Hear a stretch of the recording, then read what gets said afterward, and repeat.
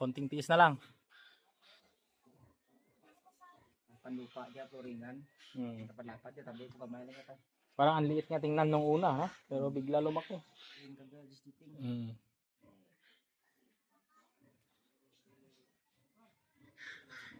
Matapos rin ang lupa.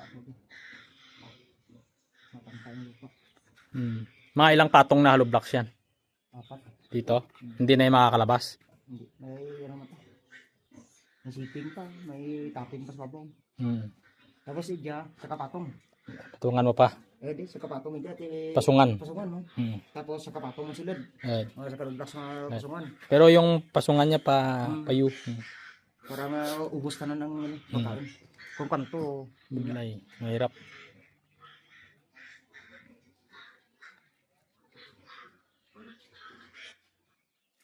Pero pagka mayari naman nandito, diyan sa baba na yan.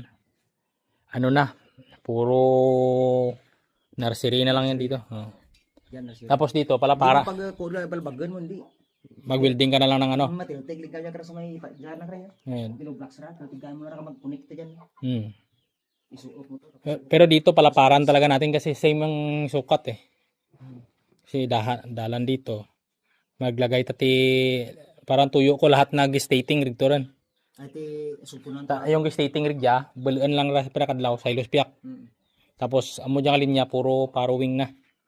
Tapos doon sa baba puro patining na yan. Pero ito gamitin ko muna konting tiis na lang. Ganyan lang po kalaki pero malaki-laki din ang nailabas natin dito. Kaya kailangan nating mag-focus. At yan na po yung ilalagay namin dito na farrowing pen. Ayan, i-zoom natin.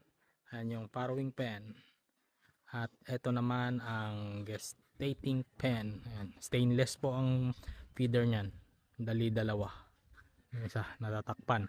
After na ma-floringan ang area na ito, saka ililipat dito sa baba yung farrowing at gestating.